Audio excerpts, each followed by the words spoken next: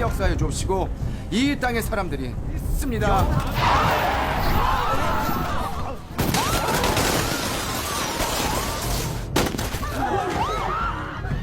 We are tourists. There are no tourist sites in Afghanistan.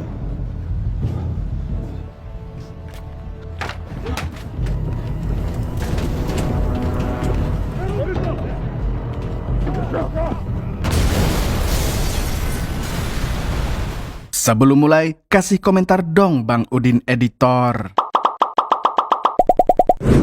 Makan ayam bagian dada, baru makan dikit direbut buaya. Dimanapun kalian berada, kalau ketemu saya, please jangan dibegal ya. Halo Sobat Nobar, selamat datang di Nobar. Kembali lagi bersama saya Mamang Tobi yang kali ini akan membawakan film berjudul The Point Man yang dirilis pada tahun 2023. Terinspirasi dari kisah nyata, film ini menceritakan tentang seorang agen khusus Korea yang nekat mendatangi markas Taliban demi menyelamatkan puluhan sandera dari negaranya. Selain memiliki kisah yang sangat heroik, film ini juga memperlihatkan kebengisan kelompok Taliban yang menyalahgunakan agama untuk menyakiti sesama manusia. So, tanpa berlama-lama lagi, siapkan mata, telinga, dan anu-anuan kalian semua.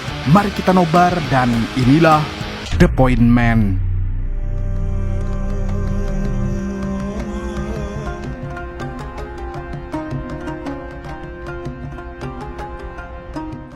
Film dimulai dengan memperlihatkan 23 orang misionaris Korea Selatan yang berkunjung ke Afghanistan untuk menyebarkan agama Kristen. Namun di tengah perjalanan bus yang mereka tumpangi dihadang oleh sekelompok Taliban. Sontak para penumpang pun panik bukan main.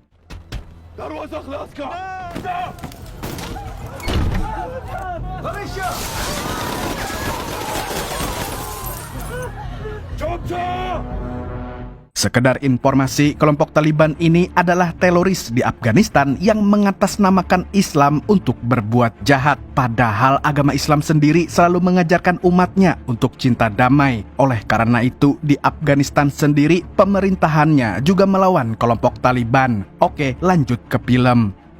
Di sini, salah satu warga Korea mengatakan bahwa mereka hanyalah turis yang sedang berkunjung. Tapi anggota Taliban itu tidak percaya karena di wilayah tersebut sama sekali tidak ada destinasi wisata. Alhasil dia pun menangkap semua warga Korea itu dan membawa mereka ke markas persembunyian Taliban. Tidak butuh waktu lama, kabar tentang penyanderaan itu sampai ke telinga seorang agen khusus bernama Jae-ho. Dan tentunya, pihak pemerintah langsung menyuruhnya untuk bergegas ke kantor Kementerian Luar Negeri. Di sana, dia ditugaskan untuk mencari informasi tentang kondisi para sandera. Tak berselang lama, kelompok Taliban membuat siaran langsung di televisi yang mengumumkan penculikan warga Korea Selatan. Dalam siaran tersebut, mereka menuntut sejumlah tebusan seperti penarikan seluruh tentara Korsel yang ada di Afghanistan dan pemerintah Korsel harus bisa membujuk Presiden Afghanistan untuk melepaskan 23 anggota Taliban yang dipenjara. Dan apabila kedua tuntutan itu tidak dipenuhi dalam 24 jam, maka Taliban akan mengeksekusi semua sandera yang ada. Jadi intinya penyanderaan ini sama sekali tidak berkaitan dengan agama, melainkan strategi Taliban untuk mengeluarkan anggota mereka dari penjara. Di sisi lain, kita diperkenalkan dengan seorang agen khusus bernama Daisik yang baru saja dikeluarkan dari penjara Afghanistan. Rupanya, dia tertangkap oleh pasukan di negara tersebut saat sedang melancarkan sebuah misi khusus.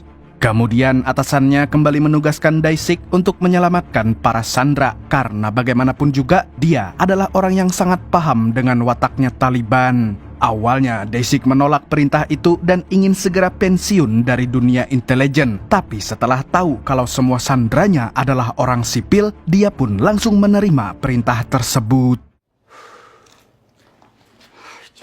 23명이야.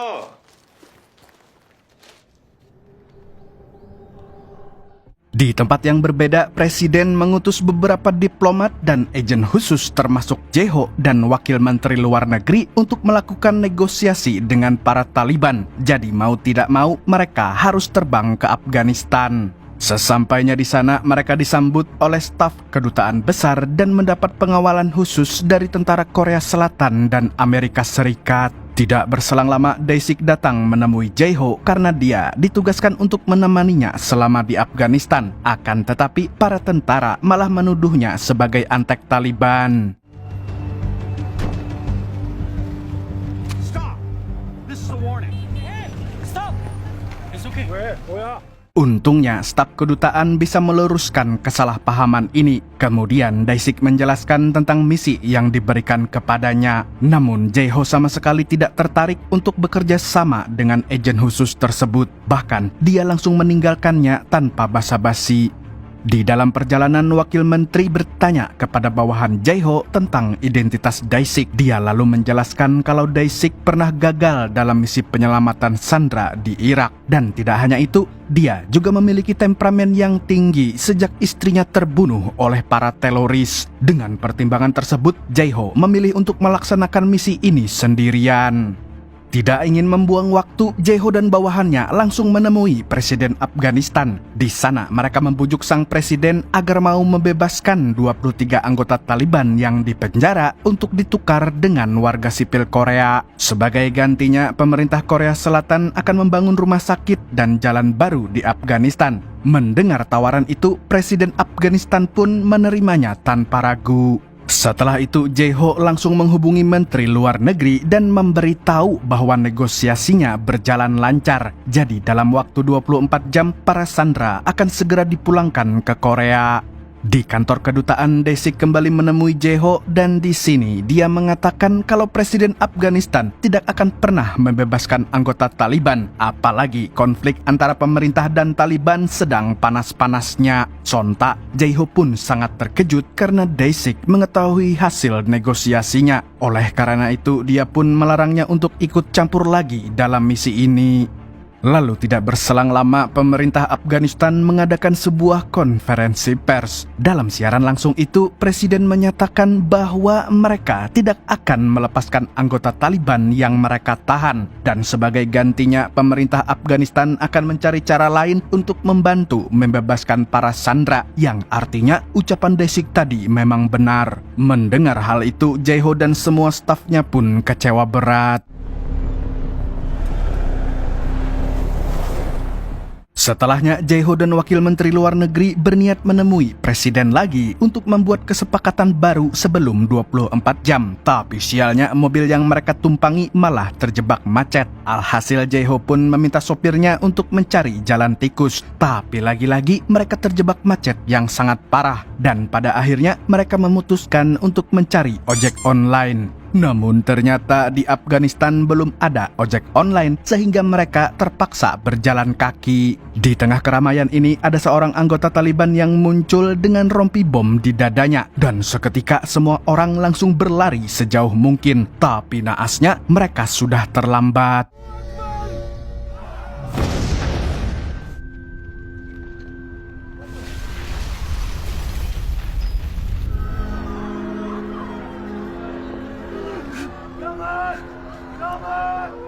Akibatnya ada puluhan orang yang tewas di tempat dan sebagian orang lainnya mengalami luka berat. Untung saja, Jae-ho berhasil selamat dari ledakan dan hanya menderita luka ringan. Dia kemudian menghubungi Menteri Luar Negeri dan menyarankan untuk menarik militer dari Afghanistan. Karena menurut kesepakatan awal, Taliban tidak akan macam-macam jika Korsel dan Amerika mau menarik pasukan militer mereka.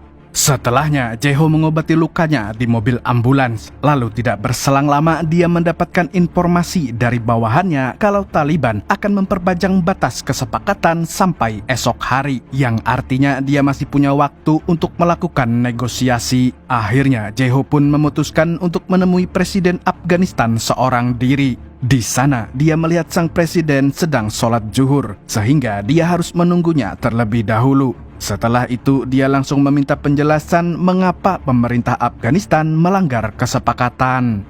Presiden kemudian menjelaskan kalau pihaknya tidak punya pilihan lain, karena kalau dia melepaskan anggota Taliban dari penjara, maka mereka akan semakin kuat. Dan menurutnya kaum radikal itu sedang mempermainkan dua negara sekaligus. Sebenarnya pemimpin Taliban ingin meminta uang tebusan, tapi pemerintah Korea Selatan menolak permintaan tersebut. Padahal itu adalah cara yang paling mudah untuk melepaskan para sandera. Mendengar hal itu, Jae-ho pun tidak habis pikir dengan keputusan negaranya. Akhirnya Jae-ho kembali ke kantor kedutaan sambil misuh-misuh lalu bertanya kepada wakil menteri tentang hal tersebut. Sebagai abdi negara, wakil menteri hanya berkata bahwa pemerintah sudah mengutus agen lain untuk melepaskan para sandera dan ternyata orang yang dimaksud adalah Dae-sik.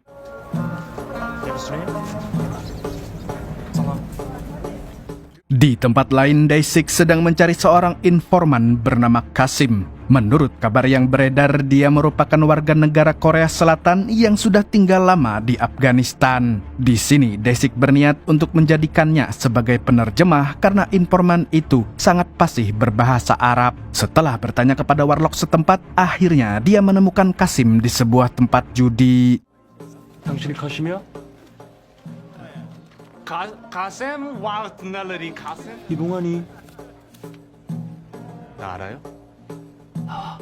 Singkatnya, Kasim pun mau menjadi penerjemah asalkan dibayar dengan harga tinggi, nambah modal buat judi lagi. Kemudian dia mengantar Dae-sik ke sebuah desa terpencil untuk menemui seorang kepala suku paling berpengaruh di Afghanistan. Dan konon katanya beliau juga sangat disegani oleh pihak Taliban. Jadi, jika berhasil membujuk si kepala suku, maka Taliban pasti akan melepaskan para sandera. Setibanya di desa tersebut, mereka berdua langsung bertemu dengan kepala suku. Dan dengan bantuan Kasim, Dae-sik menyampaikan maksud dan tujuannya di mana dia ingin minta bantuan untuk melepaskan 23 warga Korsel yang disandera Taliban. Namun dia tidak mengaku sebagai agen khusus agar tidak dianggap berbahaya. Lalu sebagai imbalan, Dae-sik membawakan ponsel keluaran baru supaya mereka bisa mengikuti perkembangan zaman. Kalau ngikutin perkembangan zaman sih harusnya ngasih iPhone. Tidak berselang lama, Jae-ho juga mendatangi desa itu dan ingin tahu tentang rencana Dae-sik. Dan pada akhirnya mereka berdua memutuskan untuk bekerja sama demi keselamatan para sandera. Sementara itu, kepala suku yang mengetahui tujuan kedatangan mereka mengajak semua tamunya masuk ke dalam rumah. Malam harinya, kepala suku mengadakan sebuah pesta untuk menyambut para tamu. Di sini, warga lokal mengajak Dae-sik untuk mengikuti tradisi lompat api. Dan untuk menghormati tuan rumah, dia pun langsung menerima ajakannya.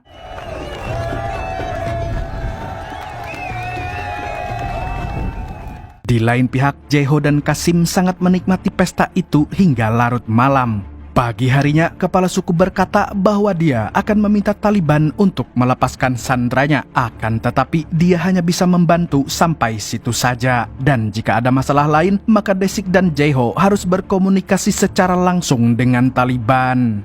Di tempat lain, salah satu stasiun TV Korsel menayangkan sebuah acara talk show untuk membahas 23 sandera yang masih belum bebas hingga sekarang. Tapi dalam acara tersebut, bintang tamunya malah menyalahkan para sandera yang nekat melakukan kristenisasi di negara yang sedang berkonflik. Jadi menurutnya Taliban menangkap mereka gara-gara masalah agama. Padahal faktanya tidak seperti itu. Tidak butuh waktu lama, acara tersebut pun viral dan membuat pemerintah semakin pusing karena siaran itu bisa menggagalkan misi penyelamatan sandera. Dan benar saja, siaran televisi itu juga telah sampai ke Afghanistan. Di sini kepala suku merasa dibohongi oleh Dae-sik CS. Alhasil dia pun membatalkan bantuannya kepada mereka.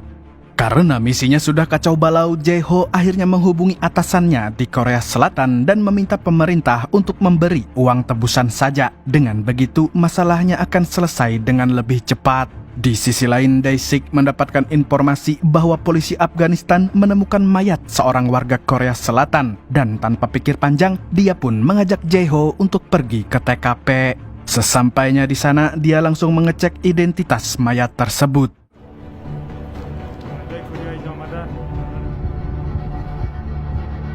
Dan ternyata pria yang meninggal itu adalah salah satu sandera. Sontak mereka berdua pun sangat terpukul dan merasa gagal melindungi para sandera.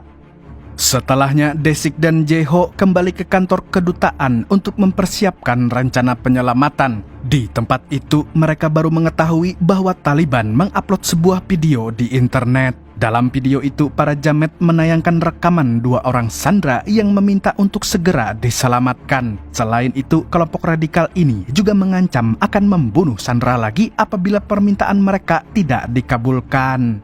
Mengetahui hal ini, Desik pun menyalahkan keputusan Jae-ho dan pemerintah yang selalu lambat. Mendengar perkataan itu, Jae-ho pun tidak terima dan hampir menghajar Desik.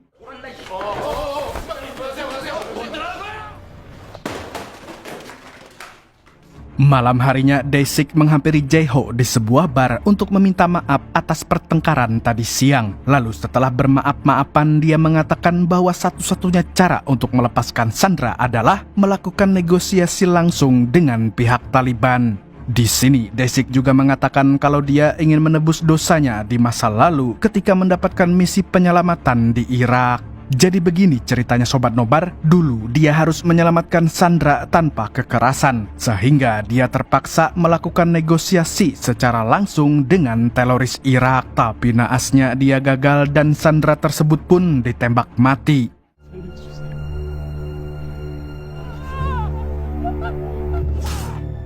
Tidak ingin mengulangi kegagalannya lagi, Desik pun membawa seorang makelar ke kantor kedutaan yang bisa membantu menghubungkannya dengan para Taliban. Selain itu, dia juga bisa mengeluarkan 23 anggota Taliban dari penjara untuk ditukar dengan para sandera. Hanya saja pihak Korsel harus membayar $20 juta terlebih dahulu. Setelah bersepakat, si makelar pun langsung menelpon seorang anggota Taliban untuk membuktikan bahwa dia memang mengenal orang-orang di kelompok radikal tersebut. Di telepon, anggota Taliban itu menyuruh salah satu sandera untuk berbicara kepada Desik dan Jae-ho. 특히 혜영이가 전혀 음식을 못 먹고 있어요. 저기요, 저희 가족들한테 Pada akhirnya mereka mempercayai omongan si makelar dan langsung menyiapkan uang tunai sebesar $20 juta. Tapi untuk antisipasi, Desik menaruh alat pelacak di dalam tas uangnya.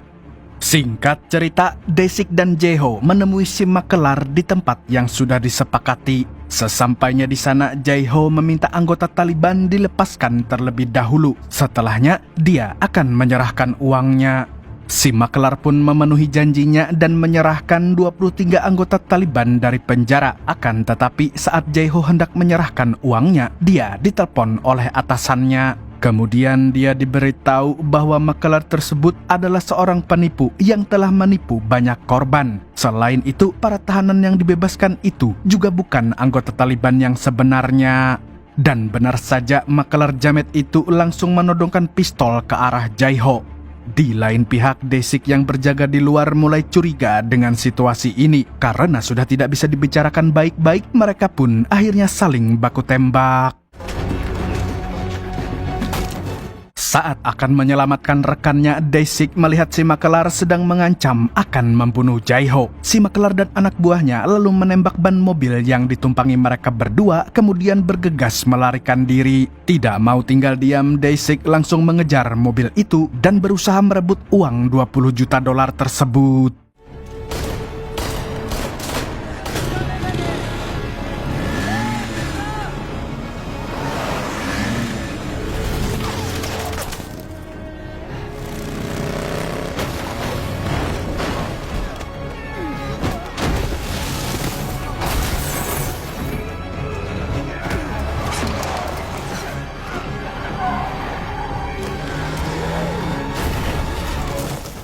Setelah berjuang mati-matian, akhirnya Desik pun berhasil mendapatkan uangnya lagi. Kemudian dia pergi ke kantor kedutaan dan mengembalikan uang tersebut sambil minta maaf karena tidak tahu kalau makelar itu adalah seorang penipu. Di sini semua staf kedutaan terlihat marah kepada Desik, tapi Jae-ho berusaha membelanya. Lagi pula dia bisa merebut uangnya lagi. Di tengah situasi yang pelik ini, tiba-tiba komandan Taliban menghubungi Jae-ho CS dan mengatakan kalau waktu mereka sudah habis. Dan oleh karena itu, kelompok radikal ini pun membunuh seorang sandera lagi.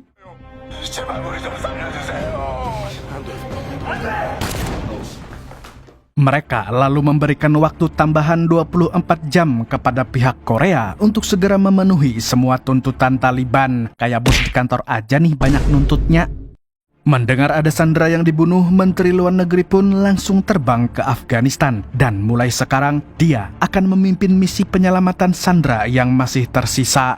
Di sisi lain, Jae-ho pulang ke hotelnya dengan perasaan bersalah karena tidak bisa menyelamatkan sandera yang baru saja dieksekusi. Dan di sepanjang malam dia terus memikirkan keselamatan sandera yang lain. Besoknya, Desik membangunkan Jae-ho dan memberitahu bahwa tentara Korea Selatan dan Amerika Serikat akan menggelar latihan militer di dekat markas Taliban. Padahal itu bisa memprovokasi pihak teroris dan bisa membahayakan nyawa para sandera. Seketika Jae-ho pun buru-buru ke kantor kedutaan dan meminta Pak Menteri untuk menghentikan latihan militer tersebut. Namun sayang sekali permintaannya ditolak karena pemerintah Korea telah memutuskan untuk melakukan operasi militer secepat mungkin.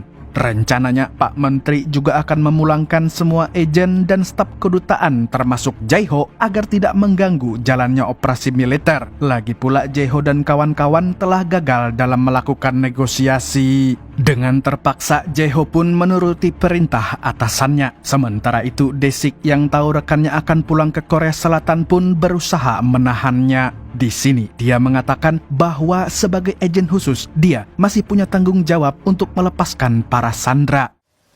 여기서 그냥 죽으라고? Sayangnya, Jae-ho sudah tidak punya pilihan lain dan tidak tahu harus bagaimana lagi. Tapi ketika sedang mengemasi pakaiannya, dia terus memikirkan nasib para sandera. Hingga akhirnya dia mencoba jalan terakhir dengan menelpon istana Presiden Korea. Namun, staf istana mengatakan kalau Presiden sedang rapat dan tidak bisa menerima teleponnya. Dengan wajah yang lesu, Jae-ho pun mengurungkan niatnya. Setelah itu dia bersiap untuk pergi ke bandara sambil berharap ada sebuah keajaiban yang datang. Dan sepertinya Tuhan telah menjawab harapan tersebut. Saat sedang menunggu lift, dia mendengar telepon di kamarnya berdering keras dan ternyata Presiden menelpon balik Jae-ho untuk memberikan perintah agar para agen melakukan negosiasi secara langsung. Sontak, Jae-ho pun mengurungkan niatnya untuk pulang kampung. 그래도 갈 수 있겠습니까? 저는 포기할 수 없습니다. 정신. 최선을 다해보겠습니다. Sementara itu, Menteri Luar Negeri tidak setuju dengan rencana tersebut dan menurutnya kelompok Taliban tidak akan bisa diajak negosiasi. Merespon hal ini, Jae-ho mengatakan bahwa ini adalah satu-satunya cara untuk melepaskan sandera tanpa ada korban jiwa daripada menggunakan operasi militer tapi mengorbankan rakyat sendiri. Mendengar perkataan itu, sang menteri pun langsung tertampar malu. Dia ini pasti tipikal menteri yang makan gaji buta, dikritik nggak mau, maunya cuma nerima duit aja. Setelahnya, Jae-ho mengirimkan pesan kepada Taliban untuk melakukan negosiasi. Dan tidak lama kemudian, pihak Taliban membalas serta menyetujui rencana negosiasi. Tanpa membuang waktu lagi, staf kedutaan dan para agen khusus pun bekerja sama untuk menyusun rencana pembebasan sandera. Di sisi lain, Desik mengunjungi Kasim di penjara gara-gara informan satu ini ditangkap polisi saat berjudi. Ternyata walaupun menang judi, uang haram yang dia terima tidak membawa berkah dan langsung mendapatkan hukuman dari Allah. Untungnya Desik mau membantunya keluar asalkan Kasim mau bertaubat, tidak akan berjudi lagi dan kembali menjadi penerjemahnya. Tanpa pikir panjang, Kasim pun menerima tawaran tersebut.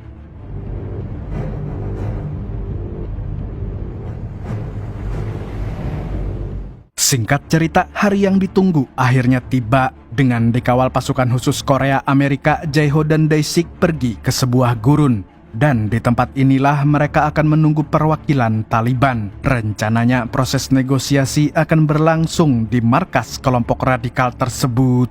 Tidak berselang lama, beberapa anggota Taliban pun datang. Mereka lalu mengatakan kalau pemimpinnya hanya mengizinkan satu orang negosiator dan seorang penerjemah saja yang bisa ke markas. Dan sudah diputuskan Jae-ho dan Kasimlah yang akan pergi, sedangkan Desik dan para tentara akan menunggu di gurun tersebut.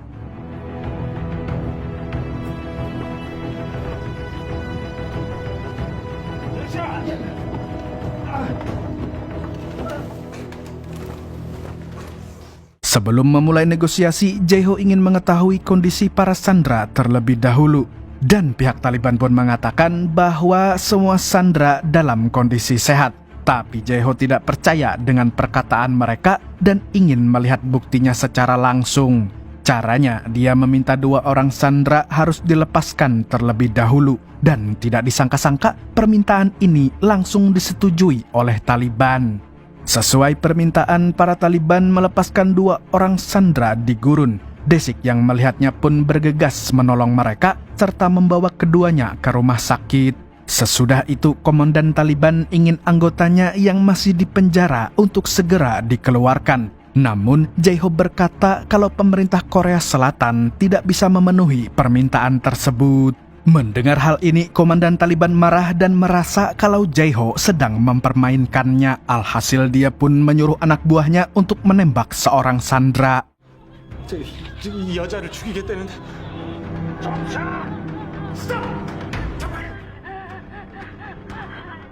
Di sini, Jae-ho terlihat sedikit ketar-ketir, tapi akhirnya berhasil meyakinkan para teroris itu agar tidak membunuh sandera. Dia lantas berjanji akan membujuk atasannya agar mau memenuhi permintaan mereka. Sialnya, Menteri Luar Negeri tidak akan mengabulkan permintaan tersebut dan justru akan mengerahkan pasukan untuk menyerang markas Taliban.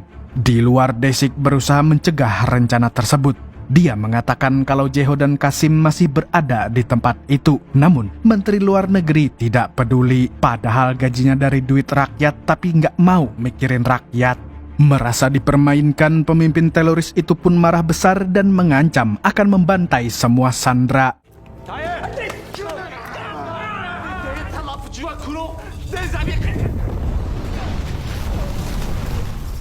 Jae-ho lalu mengatakan bahwa Korea Selatan telah mengirim pesawat tempur untuk menyerang markas para teroris dan komandan Taliban mengancam akan membunuh Jae-ho apabila serangan itu tidak dihentikan. Tapi sayangnya negosiasi mereka tidak menemui titik terang dan satu-satunya jalan adalah baku tembak. Why do you think? We're not afraid of American missile. Time is on our side. Money.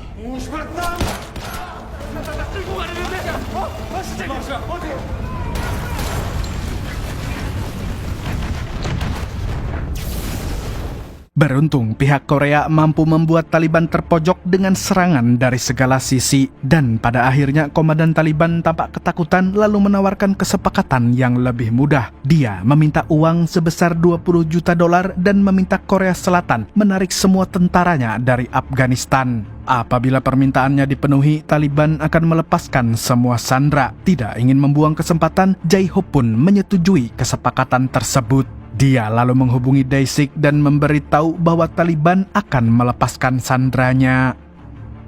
Di sisi lain, Dae-sik langsung menjemput para sandera dan 21 warga Korsel itu tampak sangat bahagia karena akhirnya bisa bebas. Sementara itu, Jae-ho dan Qasim juga diantarkan ke gurun lagi. Mereka semua pun sangat lega karena misi penyelamatannya berhasil dilakukan. Dan tugas selanjutnya adalah mereka harus memastikan 21 orang itu pulang dengan selamat ke Korea Selatan. Akan tetapi ada masalah baru yang muncul di mana Taliban meminta 1 orang sebagai tahanan untuk memastikan Korea Selatan tidak menyerang markas mereka lagi. Di momen ini Dae-sik menawarkan diri sebagai tahanan. Walaupun sempat dicegah oleh Jae-ho, tapi agen khusus itu sudah menguatkan tekadnya. Lagi pula, dia memang ingin menebus dosa masa lalunya.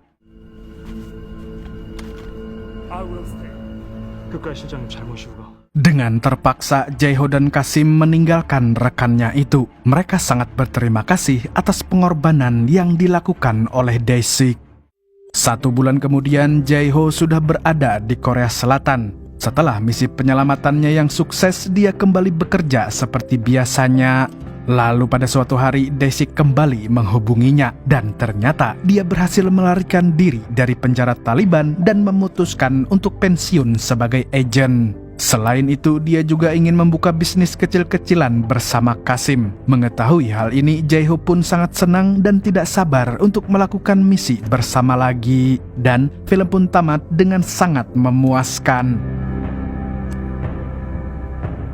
Film ini mengajarkan kita jika kalian mendapatkan amanah untuk menjadi pejabat, jangan kayak pejabat di film ini yang hanya makan gaji buta.